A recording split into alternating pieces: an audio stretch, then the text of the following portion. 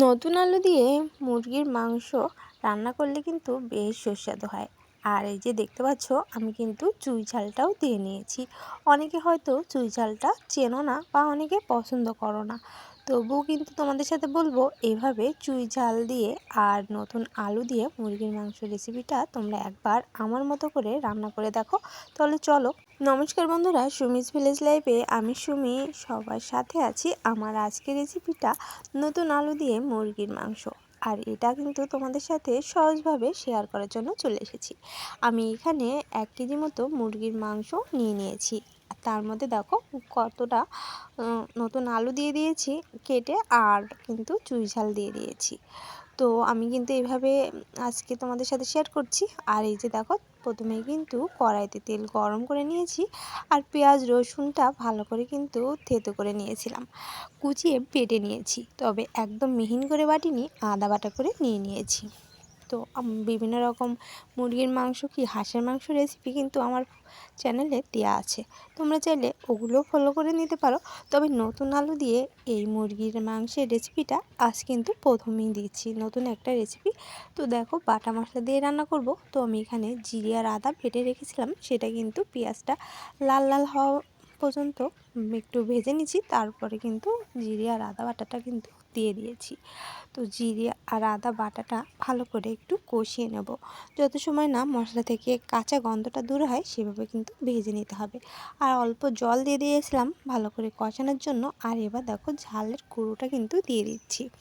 ঝালের গুঁড়োটাই ব্যবহার করছি, তোমরা চাইলে বাটাটাও ব্যবহার করতে পারো, তবে এভাবে ঝালের গুঁড়োটাই কিন্তু একটু ব্যবহার করলে বেশ ভালো লাগে। তো দেখো, হলুদ লবণ সমস্তটাই কিন্তু এখানে এক এক করে দিয়ে দিলাম। অল্প জল দিয়ে কষিয়ে নিয়েছি বলে আমি কিন্তু আর এখানে কষানোর জন্য জল ব্যবহার করছি না। তো সমস্ত মশলাটা দিয়ে ভালো করে কিন্তু এভাবে একটু কষিয়ে নিতে হবে। মাংসের মশলাটা কষানোটা যতটা ভালো হয়, এই রান্নাটাও কিন্তু বেশ সুস্বাদু হয়। তো দেখতে পাচ্ছ, মশলাটা কিন্তু লাল লাল হয়ে গিয়েছে। ঝালের গুঁড়োটাই কিন্তু বেশ ঝাল ছিল, সেজন্য ঝালের গুঁড়োটা আমি পরিমাণ মতো দিয়ে নিয়েছি। তোমরাও তোমাদের ঝালের পরিমাণটা দিয়ে নেবে, তবে ব্রয়লারের মুরগির ক্ষেত্রে একটু ঝালটা বেশি হলে বেশ ভালো লাগে। আর এবার দেখো, মশলা ভালো করে কষে গিয়েছিল, আর আমি কিন্তু মাংসের চুই ঝাল আর আলুটা কিন্তু এভাবে গোটাই দিয়ে দিয়েছি। যেহেতু নতুন আলু, সেজন্য কিন্তু আজ ভাজলাম না, তবে ভেজে কিন্তু আমার আরেকটা রেসিপি আছে, সেখানে কিন্তু আমি আলুটা ভেজে ব্যবহার করেছি। তো এক এক সময় এক এক রকমভাবে রান্না করলে, আর বিশেষ করে এই নতুন আলুটা না ভেজেও কিন্তু এভাবে মাংসের সাথে ভালো করে কষিয়ে রান্না করলে বেশ ভালো লাগে। তো তোমরা এভাবেও একবার রান্না করে দেখতে পারো, কিন্তু খুবই সুস্বাদু হয়। তো দেখো, আমি কিন্তু ভালো করে সমস্তটা কষিয়ে নিচ্ছি। এই কষানোর কাজটা কিন্তু অবশ্যই কিন্তু একটু সময় নিয়ে করতে হবে, কারণ যে কোনো তরকারি বা যে কোনো মাংস ভালো করে কষিয়ে রান্না করলে কিন্তু সেই মাংসের স্বাদটা কিন্তু দ্বিগুণ হয়। এটা আমি সবসময় বলে থাকি। আর অবশ্যই গরম জলটা কিন্তু মাংসের ক্ষেত্রে ব্যবহার করা উচিত। মাংস কিংবা যে কোনো তরকারিতে গরম জলটা ব্যবহার করলে না, তরকারির স্বাদ কিন্তু একদমই ঠিক থাকে। তো দেখো, আমি ভালো করে কষিয়ে নিচ্ছি। যেহেতু ব্রয়লারের মাংস, সেজন্য কিন্তু এখানে একটু সময় নিয়ে কষিয়ে তারপর আমি কিছু সময়ের জন্য কিন্তু ঢেকে দেবো, কারণ এখান থেকে কিন্তু অনেকটাই জল বেরিয়ে আসবে। আর সেজন্য দেখো, সমস্তটা ভালো করে কষিয়ে নিয়েছি। আর কষাতে কষাতে দেখো, খুব সুন্দর কিন্তু মশলাটা ভালো করে মিশে গিয়েছে। তো এই কষানোর কাজটা অবশ্যই একটু সময় নিয়ে করবে। আর এবার চলো, এটা কিন্তু আমি কিছু সময় ঢেকে দেবো। আর এই যে দেখো, আমি কিন্তু ঢেকে দিয়েছি। আর হ্যাঁ, আমি না মাটির চুলায় রান্না করছি, সেজন্য কিন্তু একটু ধোয়া হচ্ছে। আর দেখো কতটা জল বেরিয়ে এসেছে। একটু ভালো করে মশলার সাথে কষিয়ে নিয়ে তারপর যখন ঢেকে দেওয়া হয়, তখন কিন্তু এরকমই জলটা বেরিয়ে আসে। অবশ্যই কিন্তু এই কাজটা তোমরা করে নেবে, কারণ এভাবে রান্না করলে বেশি টেস্টি লাগে। তো এই দেখো, আমার কিন্তু ঝোলটা একদমই শুকিয়ে গিয়েছে, মানে যে জলটা বেরিয়ে এসেছিলো সেখান থেকে জলটা কিন্তু একদমই শুকিয়ে গিয়েছে। আর দেখো, অনেকটাই তেল বেরিয়ে এসেছে। এভাবে কিন্তু ব্রয়লারের মুরগি থেকে তেলটা বেরিয়ে আসে। আর এভাবে কষিয়ে নিলে কিন্তু খুব সুন্দর কষানোটা হয়। তো যখনই সুন্দর মতো কষে যাবে, তখনই কিন্তু এরকম তেলটা বেরিয়ে আসবে। তো তোমরা দেখে বুঝতে পারছো। আর একটু সময় কষিয়ে নেব, যত সময় না মাংসটা একটু লেগে লেগে যাবে তত সময় কিন্তু কষাতে থাকবো। মাংসটা কিন্তু বেশিরভাগ কষিয়ে রান্না করতে হয়, আর এই চিকেন কষাটা কিন্তু বেশ সুস্বাদু হয়। তো এই নতুন আলু দিয়ে চিকেন কষা এই রেসিপিটা কিন্তু তোমাদের সাথে আজ নতুন নিয়ে আসলাম। তোমরা কিন্তু অবশ্যই এভাবে নতুন আলু দিয়ে একবার এই চিকেন কষাটা বানিয়ে দেখো, খেতে কিন্তু দুর্দান্ত হয়। অবশ্যই কিন্তু আমার মতো করে একটু রান্না করো। আর এ পর্যায়ে দেখো অনেকটাই কিন্তু তেল বেরিয়ে এসেছে। তো এরকম করে কষাতে থাকলে অনেকটাই কিন্তু তেল বেরিয়ে আসে। তো দেখো আমি আরও একটু সময় কিন্তু ভালো করে নাড়িয়ে নিচ্ছি। যেহেতু মাটির চুলায় রান্না করছি, আর মাটির চুলায় রান্না করলে কিন্তু যে কোনো তরকারির স্বাদ কিন্তু বেশ ভালো হয়। তো দেখো আমার কষাতে কষাতে কিন্তু সেদ্ধ হয়ে গিয়েছে, অনেকটাই কিন্তু সেদ্ধ হয়ে যায়। আর ব্রয়লারের মাংসটা রান্না করতে গেলে কিন্তু খুব বেশি সময়ের প্রয়োজন হয় না, সেজন্য একটু সময় নিয়ে কষাতে পারলে কিন্তু এই রান্নাটা বেশি টেস্টি হয়ে থাকে। তো দেখো আমার সমস্তটা রান্না করা হয়ে যাচ্ছে, আর আমি অল্প জল দিয়ে দিচ্ছি।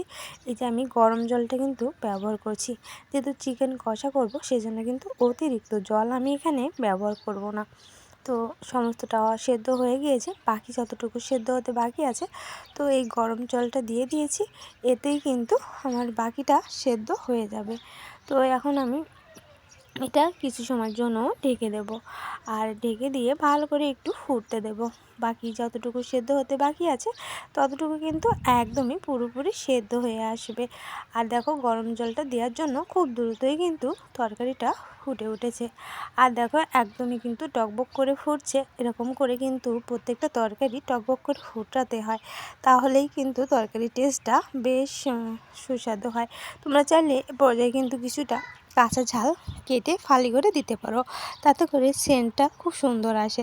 আজ আমি এখানে কাঁচা ঝাল ফালি করে দিচ্ছি না, কারণ আমার ঝালটা অনেকটাই বেশি হয়ে গিয়েছিল। যেহেতু আমার বাড়িতে বাচ্চা আছে, সেজন্য অতিরিক্ত ঝাল দিলে সে খেতেও কিন্তু খুবই বিরক্ত হয়, কারণ চিকেনটা বেশিরভাগ বাচ্চাদেরই পছন্দ। সেজন্য আমি আজ আর কাঁচা ঝাল ব্যবহার করছি না। তোমরা কিন্তু চাইলে ব্যবহার করতে পারো, তাতেও কিন্তু বেশ সুস্বাদু হয়।